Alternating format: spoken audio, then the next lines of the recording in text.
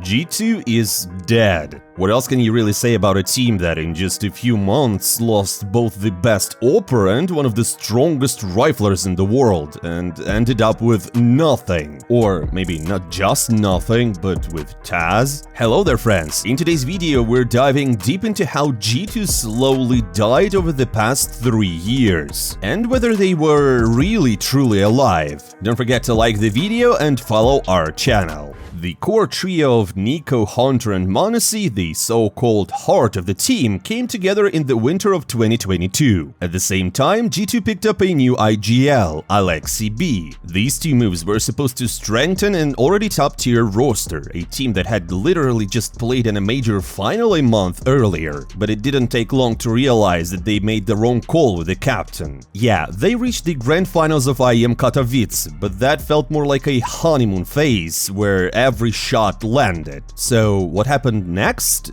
The collapse at ESL Pro League. Group stage exits at two of the most important events of the year, the Antwerp Major and IEM Cologne. And I'm just here to remind you that this was a roster with 2 top 20 players from 2021 and the most hyped young AWPer in the CS history. So a change was inevitable, and of course the IGL was the first to go. Hooxi B is known for his ultra-structured and tactical style. He's even said he likes micromanaging every player on the team. But well, come on, how could you micromanage the best rifler in the world sitting next to you and the ultra-aggressive AWPer like m0NESY, who's nothing like a passive broke your device? So the tactical mastermind was replaced with a rookie, Hooxi. But that didn't save the rest of the season. The revamped G2 roster didn't even qualify for the Rio Major, though they did snag the last Blast trophy of the year, I have to say. Nevertheless, the roster finally looked solid. The Kovac brothers were fragging out in their comfort roles. m0NESY did great. He wasn't the best yet, but he was rising, and everybody saw him. JKS was the glue guy making space for the stars, and Hooxi, the chill IGL who didn't overcoach or smother the squad. So eventually, things started clicking. G2 won Katowice and Cologne with star performances across the board. Hunter took MVP in one and NiKo in the other. Sure, there was another major flop, but overall the results were miles ahead of 2022. The team looked confident, m0NESY was gaining momentum and was ready to become a superstar. But then, just when everything finally felt right, the ground beneath G2 cracked. I can even give you the exact date, the 27th of September 2023, the day when CS2 was released. What happened? Well, Hunter stopped being a top-tier rifler. In the final 2 years of CSGO, he was averaging a 1.12 rating. In CS2, that dropped to 105. In a blink of an eye, G2's heart wasn't beating at full strength anymore, and at any moment, a collapse could happen. Before we move on to the next news, let me tell you about CSGO Fast, as they're turning 10 years. CSGO Fast is the oldest and most trusted website in the history of CS skin games. Feel like Gaben is unfair to you? On CSGO Fast you can open tons of profitable cases and pull that dream skin you've always wanted. They've got a huge variety of games, including intense case battles. You can even invite a friend and win together. Surely you all love raffles. CSGO Fast runs free raffles every 6 hours, giving away skins to random participants. Plus, they regularly host special events. Right now is their 10-year anniversary, just look at the prizes up for grabs. And if you're a true CS veteran, you already know the community has trusted CSGO Fast for years. That's why they have a loyalty system for regular users and a ranking system with extra bonuses. Do I even need to mention skin prices? You already know they're awesome. And if you don't want to deposit, no problem, you can always use the referral system to earn points. Use promo code CSGO News Live to get plus 10% to your deposit and a free case. The link will be in the pinned comment.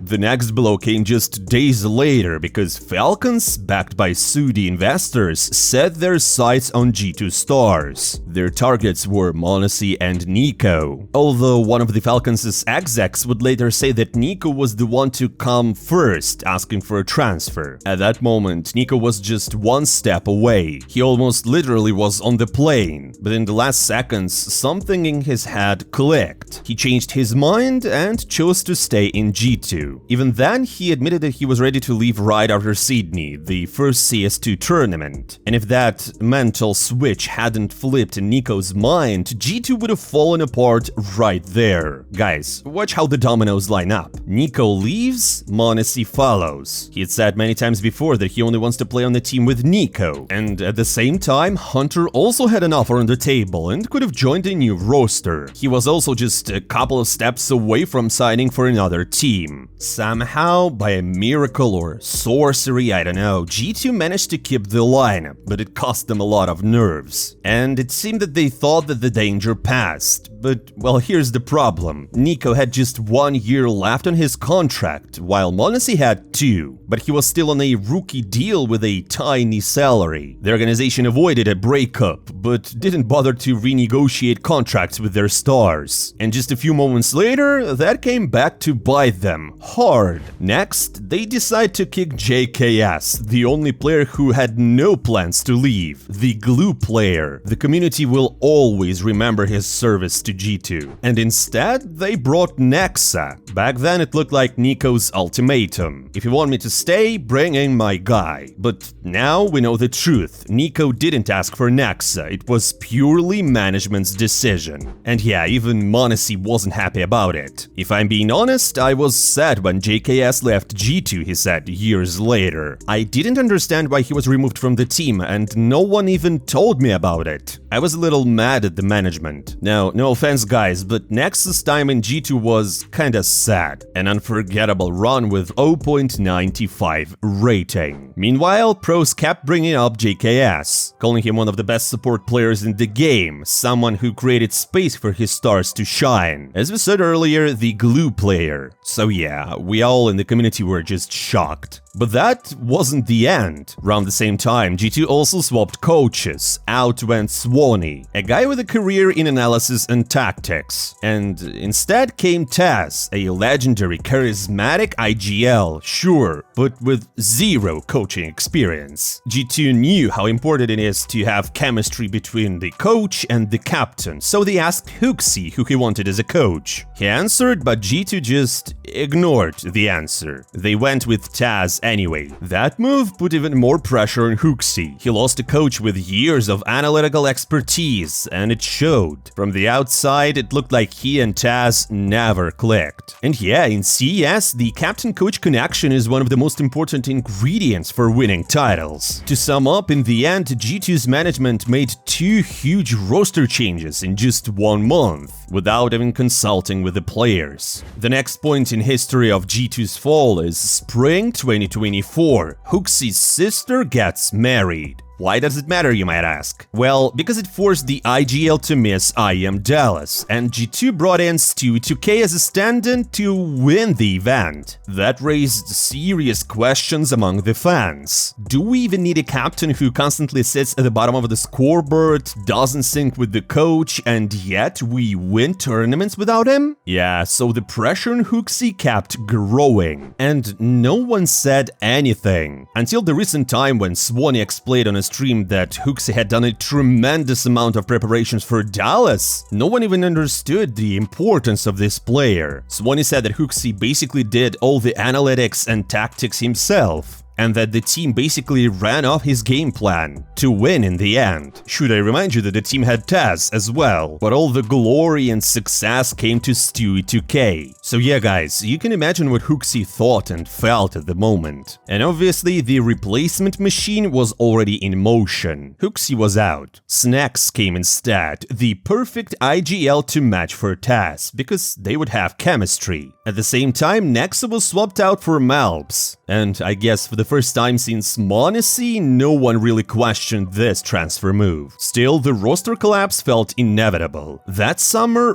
rumors exploded.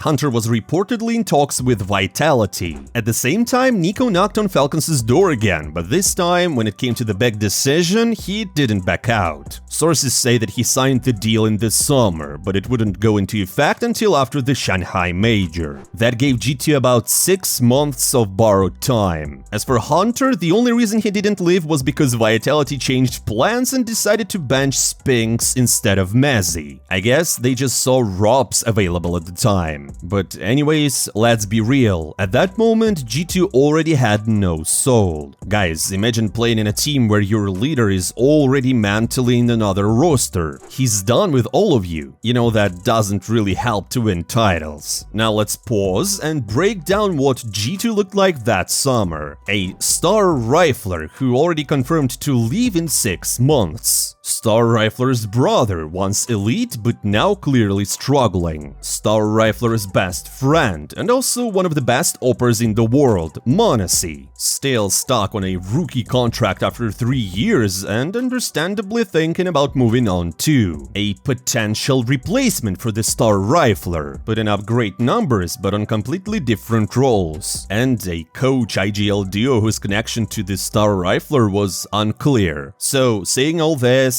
what did the management do? Nothing. They literally did nothing. The team coasted to the finish line. Everyone said emotional goodbyes and split ways. Then, in a rush, G2's management picked up Heavy Gut from Cloud9 because he was one of the few options available. Lucky for them, they had a donor team that just happened to be falling apart at the same time. So now, obviously guys, without the Star Rifler and the leader of the team, things only got worse. His brother Hunter drops off even more. His best friend, the Opper m0NESY, starts losing motivation and basically tilting, which almost never happened before. The supposed replacement, Mulps, didn't click in the new role. He drops to 105. So you can imagine that eventually m0NESY just couldn't take it anymore, and he decided to leave for Falcons. Sure, G2 get a massive $2.5 million buyout, but now they're left with no star players. And who comes in as a replacement?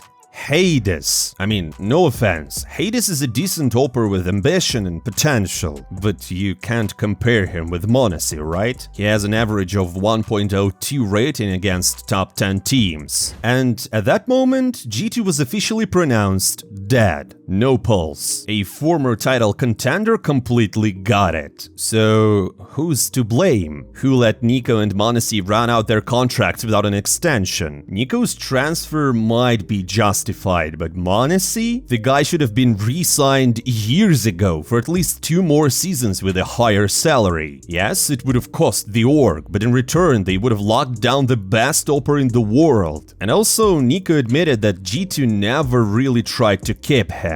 Not in 2023, not in 2024. I mean, if you're that passive, being okay with letting the best rifler in the world just walk away is just baffling. And let's not forget, who brought in Nex out of nowhere? Who handed the team to an inexperienced, unproven coach Taz? Who decided to kick G2'S, arguably one of the best support players in the world at the time, and didn't even ask his teammates? It all points to one place, as you can already guess: the management. Their lack of action, bad calls, and failure to read the room slowly killed a world-class roster. And the worst part is that it could have happened even sooner. They actually got lucky more than once. NiKo randomly decided to stay in 2023, and Hunter decided to stick around after Vitality changed their plans in 2024. So I guess all the signs point to 2023 as the turning point. Before that, G2 had a solid transfer game. They weren't just throwing players around for hype. But what happened? What changed? Well, it's kinda a tricky situation. See, in the fall of 2022, Carlos Ocelot Rodriguez, the org's former CEO, stepped down. I mean, say what you want about him. Loud, chaotic, surrounded by controversy, bad friends, and all that. But his passion was undeniable. Yeah, his exit made sense, given his actions. But after that, nobody stepped up to fill the gap. Nobody had the balls Ocelot had. No one was there to truly lead, to connect with the players, to even start basic talks about contract extensions or roster changes. Was there a good management option available on the market at the time? I have no idea, but that doesn't concern us,